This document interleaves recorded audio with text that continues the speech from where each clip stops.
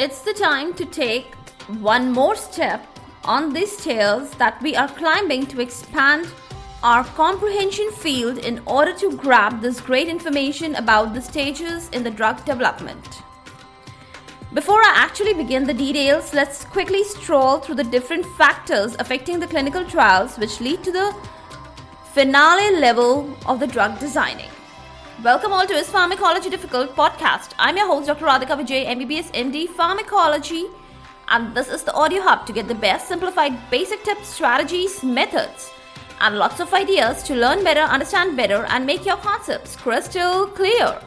If you rarely find and if there's a question hovering in your minds, is pharmacology difficult?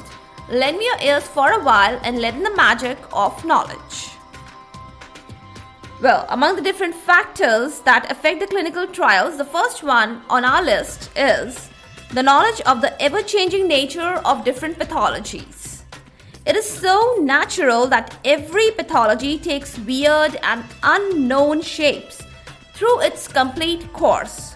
Only after the complete and detailed knowledge of all these variety and changing features of the disease amongst a large enough group of people or patients for satisfactory duration, that will only ultimately shape up the final course of the clinical trials. The second important factor, there are many different harmful factors that actually deeply and negatively affect the outcome of the trials. Some highly considerable examples include the effect of the pharmacokinetic profile due to long ailments, drugs, and daily food. In order to curb the dangerous effects, many measures can be employed like easy crossover designs, apt selection and assignment of subjects to the test groups, accurate laboratory tests, and patient history, along with the acceptable optimum randomization tools. All these can serve great guides in this particular regard. Study of genetic variations along with trial guides, the individual responses to a certain drug, these can also help a lot. Though there is a lack of study owing to the legal strains, etc., but it's a well-established fact that the pharmacokinetic profile is well designed by gender, age, and pregnancy factors. Hence, its apt and perfect knowledge can minimize many important unknown and known risks. The third important factor is the different types of bias. While testing, the medical supervisors, they are actually doing their job well. The patients in the test group, they equally exhibit great response and a well expected up to the mark physiological and biochemical response is observed if tried for a placebo intervention. Now let me interrupt. A quick tip. What is a placebo? I know you know. Let's revise. Any inert substance which promises to mimic a true medication, intervention, and results like physical results of the medication, etc. Even it can lead to some of the biochemical and physiochemical changes. It is termed as a placebo. The response to the placebo drug is highly differentiated from one person to another person. The bias can be prevented beforehand by blinding and randomization tools adopted during the study. Compliance of the patients with standard protocols, a process which is also known as adherence. I repeat, adherence is the proper compliance of the patients along with the standard protocols. It should be taken into consideration while the studies are ongoing. Next important step to consider is to go for Food and Drug Administration, that is FDA approval, especially for marketing purposes of the drug. Adequate evidence and safety and drug effectiveness should be well established. FDA performs drug supervision and regulation. And for your kind information, what do you mean by saying a safe drug? A safe drug means a drug which is free from all the serious side effects. Now is the right moment that we should enter the field of the clinical trials. Let's get an overview, a little pre-knowledge before we enter the main field. It's a step when the drug is preferably apt for the study in the humans. The clinical trials, they are systematic data generating study conducted in the humans in order to intensify the details of therapeutic and harmful drug effects. Ultimately, they target the safety and the efficacy of the drug. The first and foremost step is to claim and verify an investigational exemption for new drug, that is also known as Investigational New Drug application. That is capital IND application. It is properly filed with FDA. A good information source to know are the components of the IND, that is Investigational New Drug application. It generally consists of the details of the drug makeup and its source. Secondly, details of the manufacturer and the chemical makeup. Thirdly, it consists of the animal study details.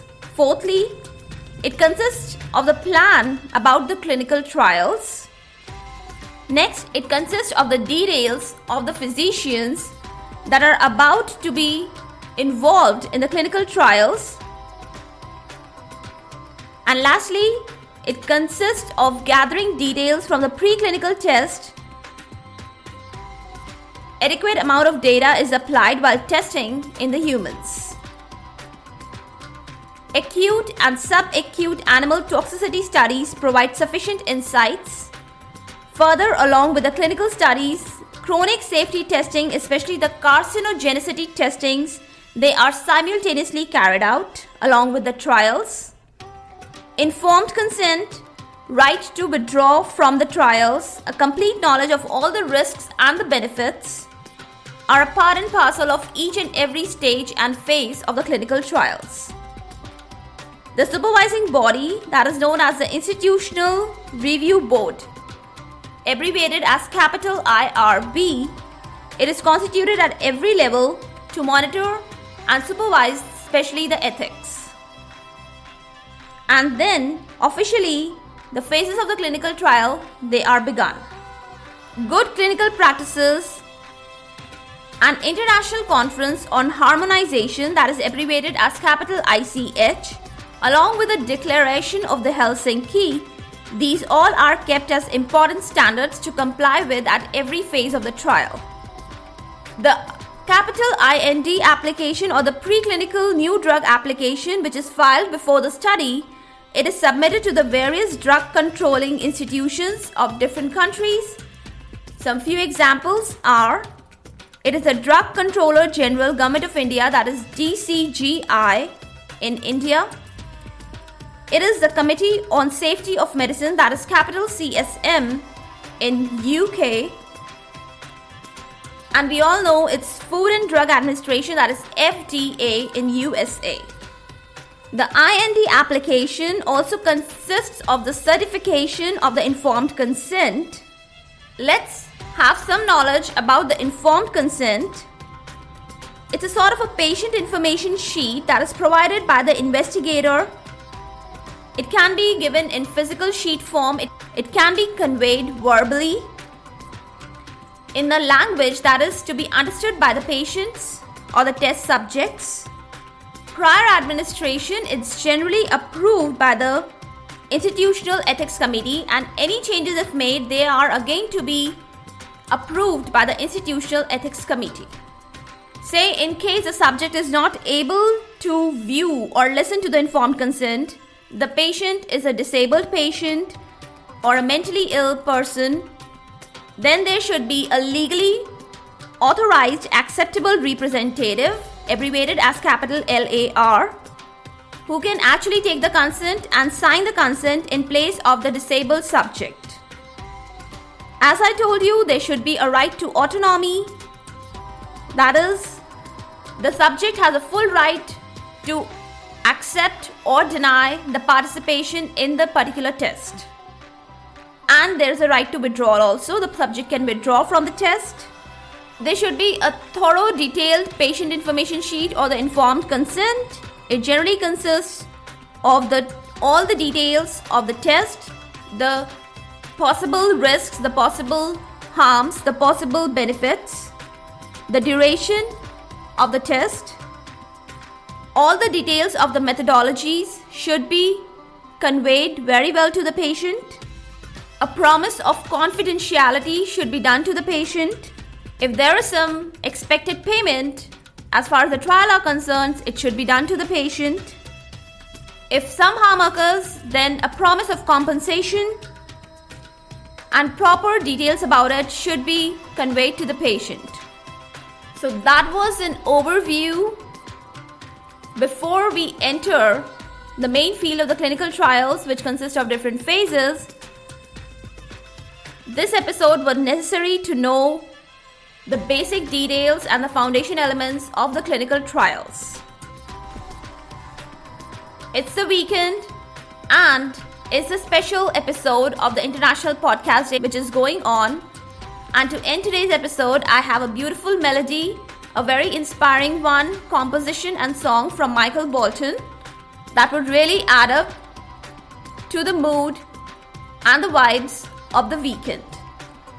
I have often dreamed of a far-off place where a hero's welcome would be waiting for me, where the crowds will cheer when they see my face, and a voice keeps saying, this is where I'm meant to be.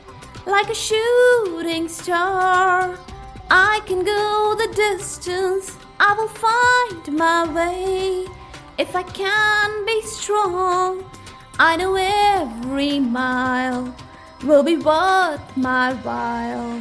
When I go the distance, I'll be right where I belong. That's it. For all the updates and latest episodes of my podcast, please visit www.pharmacologydifficult.com, where you can also sign up for a free monthly e-newsletter of mine. It actually contains a lot of updates about medical sciences, drug information updates, and my podcast updates also. You can follow me on different social media handles like Twitter, Insta, Facebook, and LinkedIn. They all are with the same name, is Pharmacology Difficult. If you're listening for the first time, do subscribe and follow whatever platform you are consuming this episode. Stay tuned. Do rate and review on iTunes, Apple Podcast. Stay safe, stay happy, stay enlightened. Thank you.